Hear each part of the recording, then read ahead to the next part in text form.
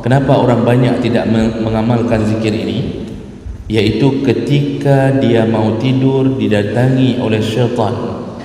Ketika dia mau tidur didatangi oleh syaitan, fayunawwimuhu, lalu syaitan akan membuatnya mengantuk dengan sangat berat sehingga dia melupakan zikir ini.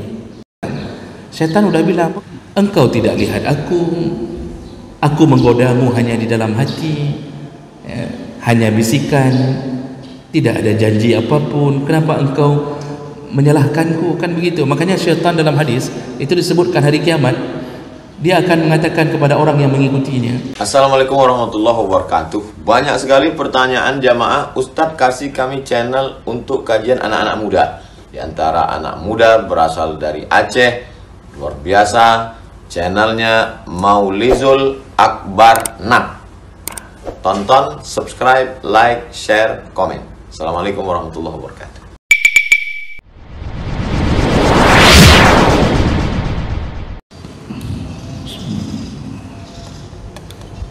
Assalamualaikum warahmatullahi wabarakatuh.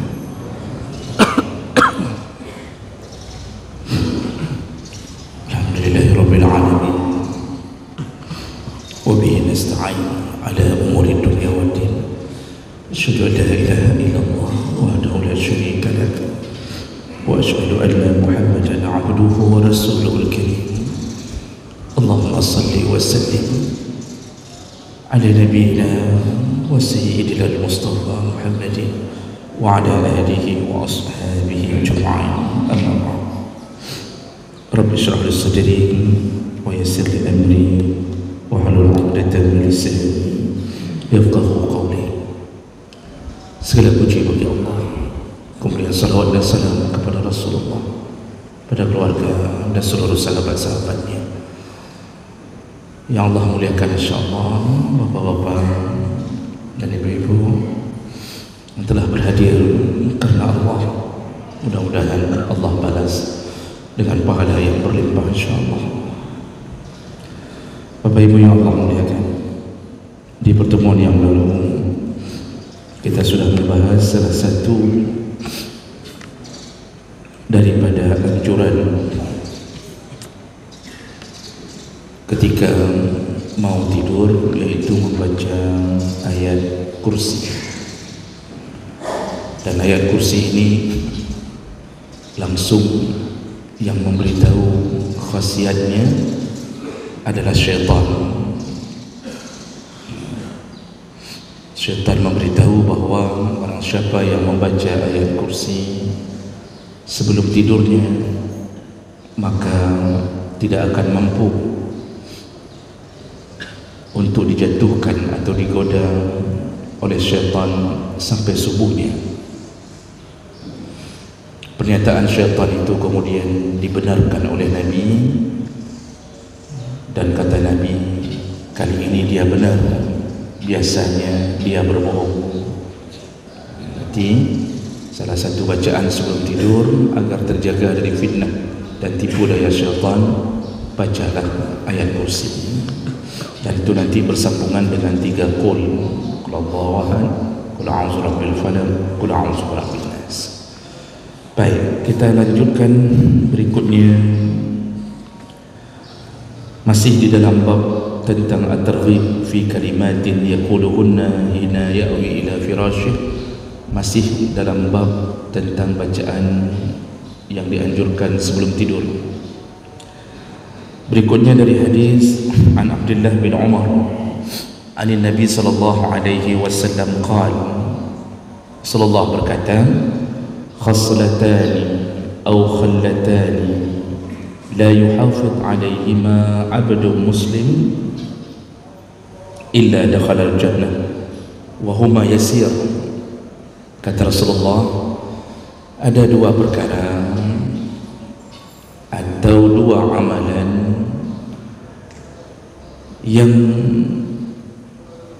barang siapa mampu menjaganya dari setiap hamba yang muslim, dakhala al-jannah, dipastikan masuk surga. Wa huma yasir, dan amalan itu ringan, kata Rasulullah. Jadi ada dua perkara, ada dua amalan, artinya dua bentuk amal. Kalau istiqamah mengamalkan dua amalan ini, maka dijamin surga, kata Nabi, dijamin surga. Dan dua amalan ini adalah amalan yang ringan. Dua amalan ini ringan dilakukan. Wa man ya'mal bihima qalil, tapi hanya sedikit yang mampu melakukannya. Amalannya ringan, tetapi yang mampu melakukannya sedikit. Jadi Nabi sudah memberitahu di awal, sebenarnya amalan ini mudah dilakukan, tetapi orang tidak banyak mengambil kesempatan untuk melakukannya. Nanti Nabi memberi alasan kenapa yang mampu melakukannya hanya sedikit. Apa amalannya? Yaitu yang pertama, yusabbihu fi duburi kulli salatin ashra. Yaitu yang pertama berkenaan tentang zikir setelah salat.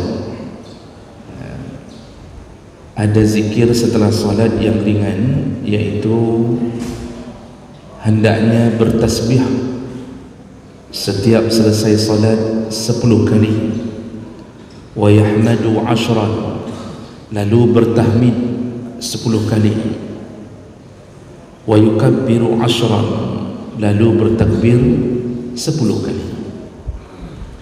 Fazalika 50 wa 100 bil lisan, seluruhnya 150 kali di dalam lisan. Nah, ini bagaimana cerita bisa 150 kali? Jadi Rasulullah mengatakan ada zikir yang ringan setelah salat, yaitu 10 kali takbir Allahu Akbar, 10 kali Alhamdulillah, dan 10 kali tasbih 10 kali Subhanallah, Alhamdulillah 10 kali, takbir 10 kali. Jadi setiap kali habis salat 30 kali. Ini tentu diiringi dengan zikir yang lain, karena hadisnya banyak tentang zikir setelah salat. Dan ini termasuk bilangan zikir dari kalimah-kalimah yang paling ringan jumlahnya, karena ada beberapa tipe, Bapak-Ibu yang Allah muliakan. Dalam hadis yang lain, yang biasa kita lakukanlah 33 kali Subhanallah, 33 kali Alhamdulillah, 33 kali Allahu Akbar, tutup dengan La ilaha illallah. Ada tipe kedua, 33 kali saja, namun digabungkan kalimah itu, Subhanallah, Alhamdulillah, wa la ilaha illallah, wallahu akbar, cukup 33 kali. Itu juga hadis. Ada juga hadis riwayat Muslim kalau tidak salah, 25 kali 25 kali Subhanallah, 25 kali Alhamdulillah, dan 25 kali Allahu Akbar. Nah, hadis ini nanti ada yang 11 kali, ada hadis juga 11 kali. Ini yang paling ringan jumlah zikir, tasbih, tahmid dan takbir, cukup 10 kali. Ya, mungkin bagi orang yang sibuk, yang harus melanjutkan pekerjaannya, maka zikir ini boleh diamalkan. Satu kali salat berarti 30 kali. Nah, 30 kali, 10 tasbih, tahmid dan takbir, 30 kali setiap kali salat. 5 waktu salat berjumlah 150 kali. Berarti dalam sehari semalam kita ucapkan pujian kepada Allah ini 150 kali. Kata Rasulullah, fazalika 50 wa 100 bil lisan, jumlahnya 150 kali di dalam lisan, di bibir 150 kali. Tetapi wa alfun wa 500 fil mizan, tapi di sisi Allah tidak dihitung 150, di timbangan berubah menjadi 1500. Itu baru sehari, 1500 kali tasbih Jadi dikali lipatkan menjadi 10 kali lipat. 10 apa 100 kali lipat itu. Dari 150 jadi 1500. Ya, 10 kali lipat ya. Di timbangan dia berubah menjadi seperti berzikir 1500 kali, bukan seperti berzikir 150 kali. Itulah kelebihan umat Muhammad sallallahu alaihi wasallam. Sedikit amalnya, ringan amalnya, tetapi berat yang Allah berikan untuknya. Dan itu tidak diberikan pada umat-umat terdahulu. Umat Muhammad ini dimanjakan oleh Allah. Ketika sudah dimanjakan masih kurang ajar kepada Allah, tunggulah kemarahan Allah. Umat terdahulu ketika membangkang dihabisi oleh Allah, hilang dari peta. Umat Muhammad tidak pernah padam, tidak pernah habis generasinya sampai kiamat. Semua azab ditunda oleh Allah. Semua azab ditunda, yuakhiruhum ila ajalin musamma, ditunda ke akhirat. Semua maksiat, yang homo, yang zina, yang bunuh, semuanya ditunda ke akhirat. Kenapa ditunda? Allah beri kesempatan, kutunggu taubatmu, semoga engkau bertaubat sebelum matimu, semoga engkau sadar, semoga engkau kenal siapa aku. Terus berpuluh tahun diberi kesempatan oleh Allah, mati tidak bertaubat. Disitulah azabun alim, Allah persiapkan azab yang begitu pedih bagi mereka yang tidak pernah menghargai kebaikan Allah kepada umat Muhammad. Jadi umat Muhammad ini mudah sekali masuk surga. Zikir saja, zikir saja dengan jumlah ini, itu sudah ada jaminan-jaminan surga. Tentu yang dimaksud bukan zikir saja tanpa solat, karena ada orang yang cuma berzikir tak solat. Wade mediki, Masya Allah, zikir itu kadang-kadang bukan zikir pun, kadang-kadang membaca kitab puji-pujian menjelang salat duhur sampai kepalanya melengik-lengik, kata orang Aceh. Kepalanya sampai goyang sana, goyang sini, sekali ke bawah, angkat ke atas, belok ke kanan, belok ke kiri, terus saja membaca puji-pujian. Padahal para ulama Aceh sudah memfatwakan berzikir dengan begitu haram. Silakan lihat musyawarah ulama Aceh, dan telah disebarkan bagaimana fatwanya Abu Mudi, fatwanya beberapa ulama yang lain. Zikir seperti begitu sampai goyang badan kanan kiri, lenggok kanan, lenggok kiri, kemudian membuat gerakan seperti gerakan menari sambil duduk, haram. Haram. Getanya yang terpopulerkan. Yang lebih indah lagi, habis berzikir, begitu azan zuhur, di hujung berzikir tak ada lagi satu pun, sudah berangkat.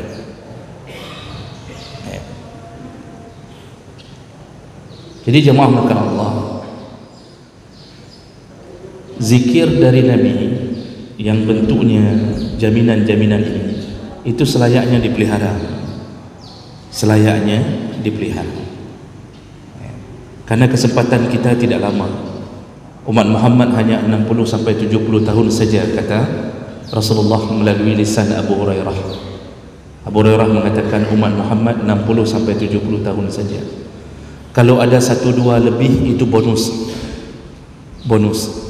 Maka kita ini tinggal menunggu waktu.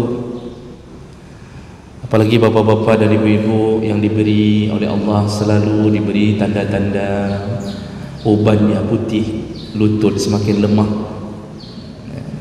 Yang dulu tidak ada penyakit, sekarang sudah mulai berpenyakit. Dulu kambing takut sama kita. Waktu di atas umur 55, kita takut dengan kambing. Jadi hal-hal begini perlu dijaga. Perbanyaklah amal. Oh, saya baru tahu Ustaz, ini ada jaminan. bahawa zikir seperti ini nanti jaminannya surga. Lakukanlah sekarang ketika tahu. Maka disitulah kemuliaan orang menuntut ilmu. Jadi ketika tahu langsung dia amalkan. Ini paling kurang Pak. Tapi yang lebih, kalau ini 10 kali ini bisa mendapatkan jaminan surga, apalagi yang 33 kali yang jumlahnya nanti 100 kali. Nah, ini yang Nabi pertama sebutkan, amalan pertama. Tadi disebut ada 2 amalan.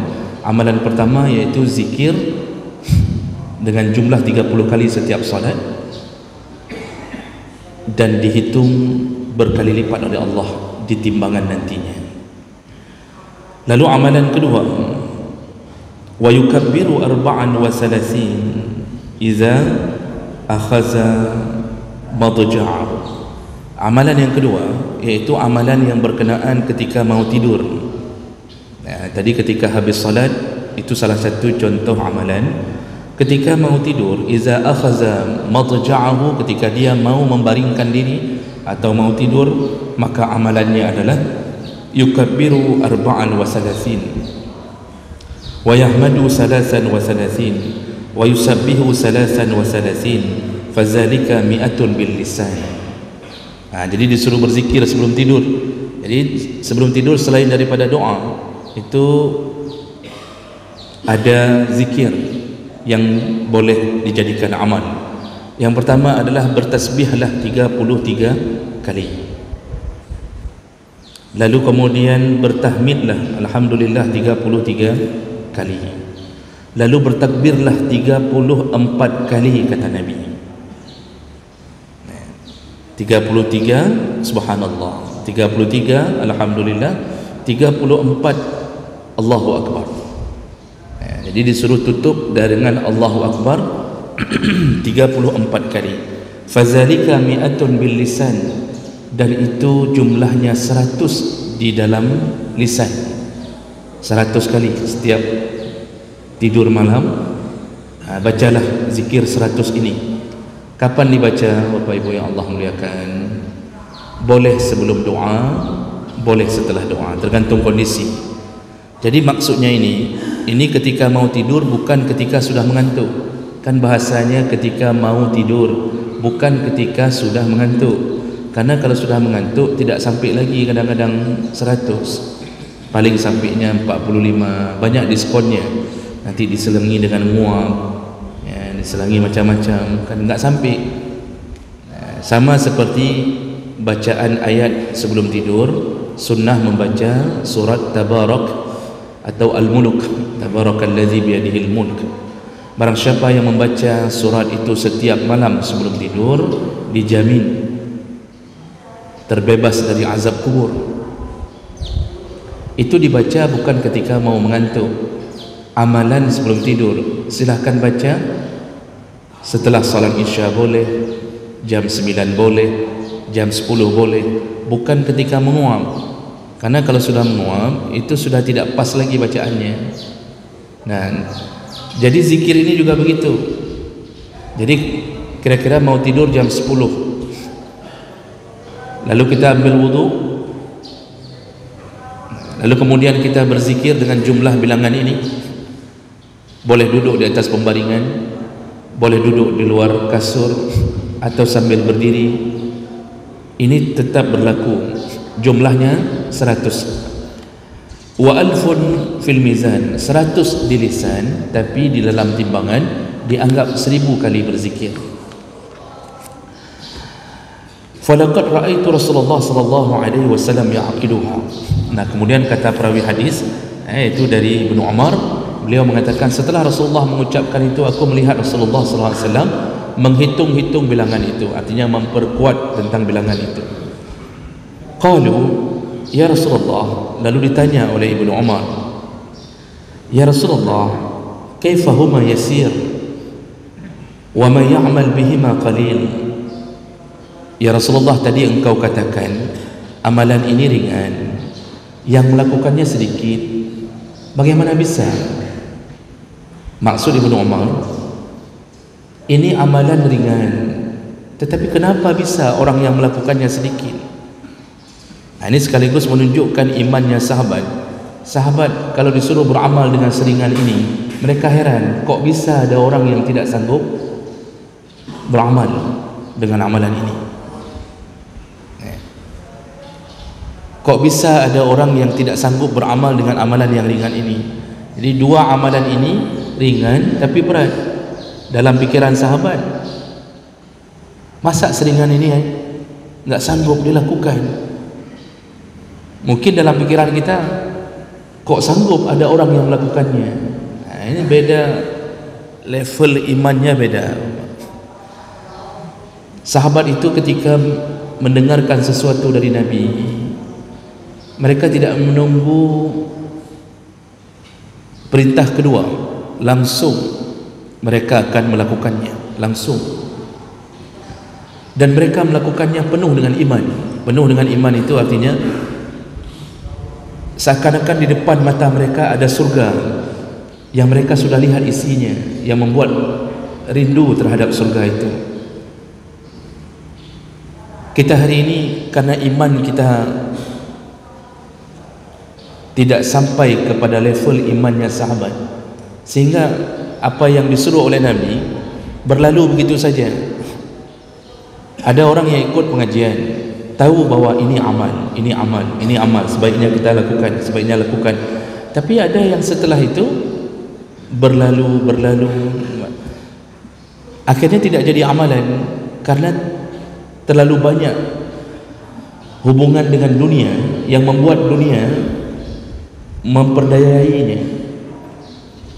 Jadi yang terfikir adalah masuk kerja jam 7, masuk kerja setengah 8, ini nanti harus kerjakan ini, harus kerjakan ini. Istilah macam-macam, berbeda rezim, berbeda nama. Dulu kita waktu SD tahun-tahun 80-an itu pelajarannya PMP, sejarahnya PSBB. Bapak ingat? Lalu kemudian ganti rezimnya lagi, ganti menteri, ganti nama, berubah jadi PPKI. Kemudian ganti lagi, entah macam-macam kalau nama sekarang. Jadi kita ini disibukkan dengan nama-nama itu, disibukkan dengan semua kegiatan-kegiatan dunia. Yang dijamin surga kita tinggalkan, yang tidak berfaedah, hanya pekerjaan mubah, itu kita puli apa bahasa Indonesia? Kita habiskan waktu kita ke situ. Guru-guru hari ini disibukkan dengan kertas, dosen disibukkan dengan kertas, ngajar hanya bahagian selingan. Dulu satu guru jadi wali kelas, matematika dia yang ajarkan, biologi dia ajarkan, PMP dia ajarkan, sejarah dia ajarkan. Satu guru jadi wali kelas. Gak ada kertas yang harus diisi yang sifatnya untuk ini, untuk ini, untuk ini, gak ada. Bahkan tanda tangan pun tak ada. Tapi semua guru datang mengajar. Hari ini mengajar jadi selingan. Datang mengajar itu selingan. Yang intinya apa? Kertas. Disuruh buat ini, disuruh buat PPTK, disuruh buat PP dong. Banyak sekali Pak. Ini, buat itu, buat ini. Masya Allah, padahal pahala ada pada saat mengajar. Itu belum lagi penipuan di atas kertas. Jadi ini menghantui kita semua. Jadi kita dihantui dengan dunia ini. Begitu banyak kegiatan yang harus kita lakukan. Dosen-dosen disuruh buat ini, disuruh buat itu, disuruh buat makalah, harus masuk ke sini, masuk ke sana, diseminarkan. Yang zikir pun dia tidak sempat. Yang dijamin surga dia tidak sempat. Yang dunia dia lakukan sehabis-habisnya. Nah inilah yang membuat kadang-kadang kita ini tidak mampu melakukan perkara-perkara yang disebutkan oleh Nabi SAW. Jadi para sahabat Ibnu Umar itu bingung kalau ada orang yang amalan seringan ini kok bisa ya Rasulullah? Apa yang menyebabkan orang meninggalkan amal ini? Rasulullah kemudian menjawab, ya'ti ahadukum ya'ni asy-syaitan fi manamihi fayanumuhu qabla an yaquluhu. Tadi amalan zikir untuk tidur, kata Rasulullah. Kenapa orang banyak tidak mengamalkan zikir ini? yaitu ketika dia mau tidur didatangi oleh syaitan. Ketika dia mau tidur didatangi oleh syaitan, fayunawwimuhu, lalu syaitan akan membuatnya mengantuk dengan sangat berat sehingga dia melupakan zikir ini. Ini faktor eksternal. Faktor eksternalnya gara-gara syaitan datang lalu membuat orang yang mau berzikir ini dibuat ngantuk begitu berat. Syaitan itu kalau urusan-urusan yang akan menimbulkan pahala, dia akan buat kita jangan sampai melakukannya. Salah satu caranya dibuat mengantuk. Makanya kenapa mengantuk itu adanya di waktu khutbah Jumaat, di waktu pengajian, kan? Tapi ketika sedang nonton bola, ini menjelang berapa hari lagi pada umur 20,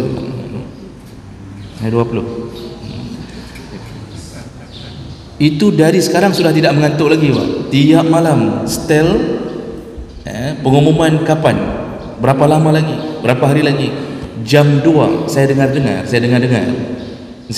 saya tidak memperhatikan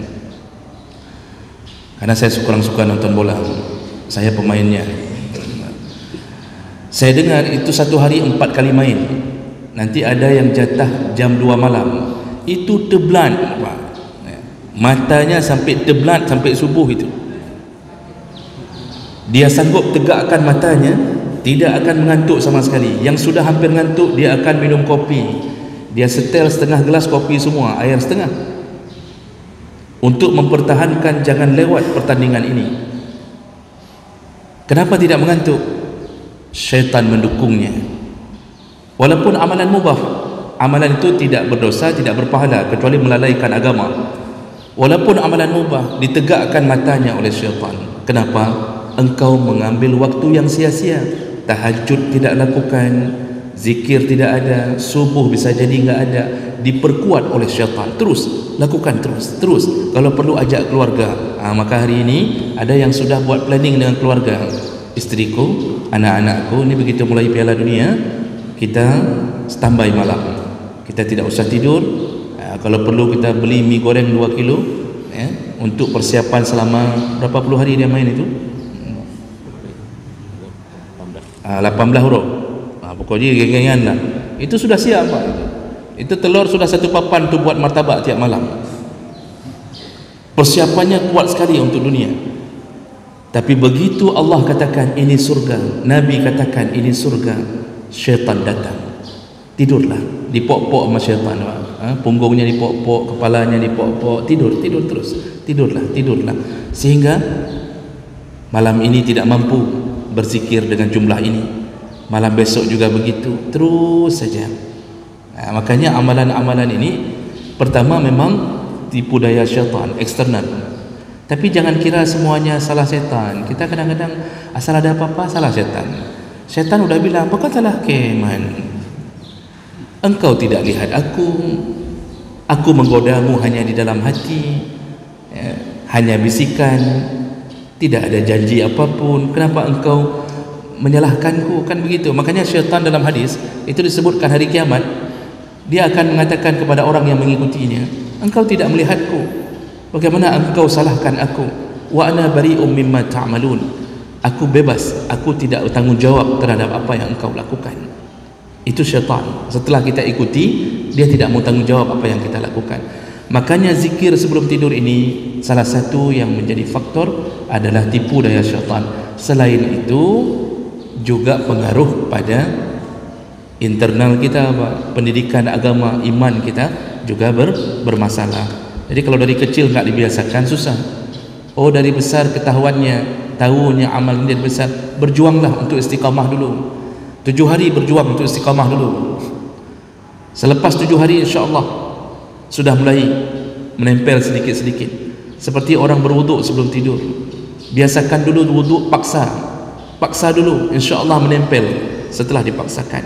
Jadi bawa keluarga ke dalam surga semuanya. Dan yang terakhir, Rasulullah mengatakan, wa ya'tihi fi salatihi fayazkuruhu hajatan qabla an yaqulaha.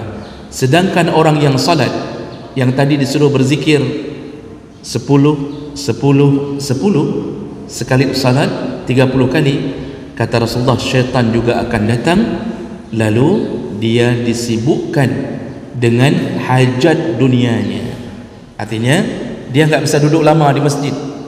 Habis salat, Assalamualaikum, Assalamualaikum, langsung terasa seakan-akan tidak betah duduk berlama-lama untuk berzikir. Dia akan segera bangkit, bukan dengan uzur. Kalau bangkitnya ada pekerjaan khusus, tidak mengapa. Syaitan mengingatkannya tentang urusan-urusan dunia. Ini belum selesai, itu belum selesai, ini bentar lagi masuk kantor lagi, ini begini, sehingga ukuran 30 kali pun dia tidak sanggup. Syaitan membawanya ke arah hajat dunia. Kan 30 kali itu berapa menit? Nggak sampai 5 menit. 30 kali itu nggak sampai 5 menit. Subhanallah. Apalagi yang model memang orang biasa baca cepat, subhanallah, subhanallah, subhanallah. 10 kali itu nggak sampai semenit. 30 kali 3 menit selesai, tapi tetap mulutnya tidak bergerak, padahal jaminannya surga. Salah satu tipu dayanya, syaitan membawa kita ke urusan dunia. Diingatkan dunia, hai pagah kepada, bangun, kamu belum selesai ini, kamu belum selesai itu. Macam cara syaitan punya banyak langkah.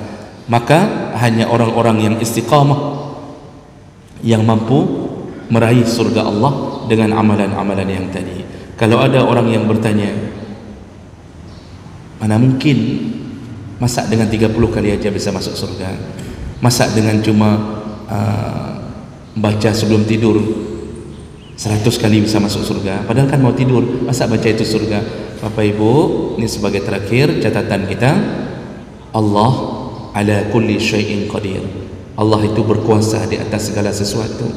Allah inginkan kita masuk surga dengan amalan ringan, itu hak Allah. Allah ingin tutup pintu neraka agar kita tidak terjerumus, itu hak Allah. Tapi Allah juga bisa buka pintu neraka dengan dosa yang ringan, itu hak Allah. Kali ini Allah janji begini, begini, begini, dan Allah tidak melanggar janji. Berbeda dengan kita suka melanggar janji. Allah, innallaha la yukhliful mi'ad. Allah tidak akan langgar janji.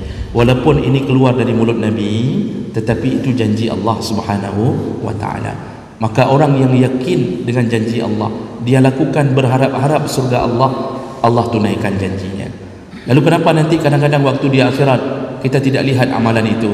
Salah sendiri, kita menghapusnya sendiri. Bagaimana cara kita hapus? Bil manni, kita menyebut-nyebut amalan itu. Habis beramal lalu posting di Facebook, alhamdulillah, setiap malam aku tidak pernah alpa daripada zikir yang kudapatkan dari Nabi. Semoga engkau mematikanku, menjadikan surga untukku ya Allah. Posting di Facebook, tunggu komen orang 2000 orang, langsung terhapus semuanya, dalam neraka si ujungnya. Facebooknya dalam neraka semuanya. Itu akibat suka memamerkan atau memuji-muji amalan sendiri. Allah hapus, Allah batalkan semua amal bil manni, orang yang suka menyebut-nyebutnya. Semoga yang hadir Allah catatkan pahala, Allah kumpulkan kita kembali di dalam surganya insyaallah. Amin ya rabbal alamin. Subhanakallahumma bihamdik, asyhadu an la ilaha illa anta, astaghfiruka wa atubu ilaik. Wassalamu alaikum warahmatullahi wabarakatuh.